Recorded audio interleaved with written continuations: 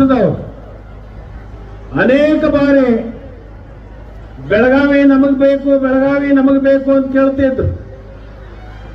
ಅವ್ರಿಗೆ ಈಗಾಗಲೇ ಸೂಕ್ತವಾಗಿರ್ತಕ್ಕಂಥ ಉತ್ತರವನ್ನು ನಾವು ಕೊಟ್ಟಿದ್ದೀವಿ. ಬೆಳಗಾವಿ ಕರ್ನಾಟಕದ ಅವಿಭಾಜ್ಯ ಅಂಗ,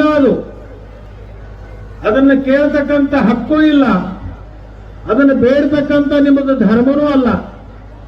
ಯಾಕಂತಂದ್ರೆ ಈಗಾಗಲೇ ಅದು ಹೋರಾಟದ ಕಿಚ್ಚನ್ನು ಹಚ್ಚಿರ್ತಕ್ಕಂಥ ಪುಣ್ಯಭೂಮಿ ಮತ್ತು ಹೋರಾಟದ ನೆಲದ ಇರ್ತಕ್ಕಂಥ ಬೆಳಗಾವಿ ಚೆನ್ನಮ್ಮನ ನಾಡದು.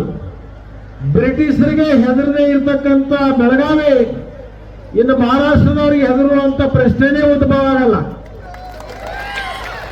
ಆದ ಕಾರಣ ಅವರೇನು ಮಹಾರಾಷ್ಟ್ರದವರು ಬೆಳಗಾವಿಯನ್ನೇನು ಕೇಳ್ತಾ ಇದ್ದೀರಿ, ಇದನ್ನೇ ನಿಮ್ಮ ಮಂಡ ಆಟವನ್ನ ಮುಂದುವರಿಸಿದ್ದಾದ್ರೆ, ಇದನ್ನೇ ನೀವು ಮುಂದುವರಿಸಿದ್ದಾದ್ರೆ ನಿಮಗೆ ನಮಗೂ ಕೂಡ ನಮ್ಮ ಭಾಗದಿಂದ ಆಯ್ಕೆ ಆಗಿ ಹೋಗಿರ್ತಕ್ಕಂಥ ಮುಂಬೈ ಅಧಿವೇಶನದೊಳಗೆ ಭಾಗವಹಿಸಿರ್ತಕ್ಕಂಥ ನೀವು ನೆನಪಿಟ್ಟುಕೋಬೇಕು.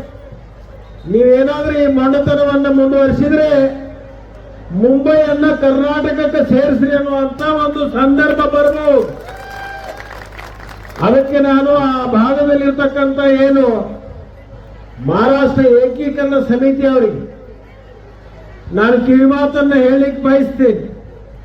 ತಿನ್ನೋದು ಕರ್ನಾಟಕ, ಕುಡಿಯೋದು ಕರ್ನಾಟಕ ನೀರು, ಇರೋದು ಕರ್ನಾಟಕದ ಸವಲತ್ತುಗಳು, ಇಲ್ಲೆಲ್ಲವನ್ನು ಪಡ್ಕೊಂಡು ಬೆಳಗಾವಿಯನ್ನ ಮಹಾರಾಷ್ಟ್ರಕ್ಕೆ ಸೇರಿಸಬೇಕು ಅಂತಕ್ಕಂಥ ನೀವೇನು ಬಾಡಿಗೆ ಹೋರಾಟಗಾರ ಇದ್ದೀರಿ, ನೀವು ಇನ್ನು ಮೇಲೆ ಬಾಲ ಮುಚ್ಚಿಕೊಂಡು ಸುಮ್ಕೊಂಡಿರುವಂತ ಕೆಲಸ ಮಾಡಬೇಕು ಅಂತಕ್ಕಂಥ ಮಾತನ್ನ ಈ ಸಂದರ್ಭದಲ್ಲಿ ನಾನು ಹೇಳಲಿಕ್ಕೆ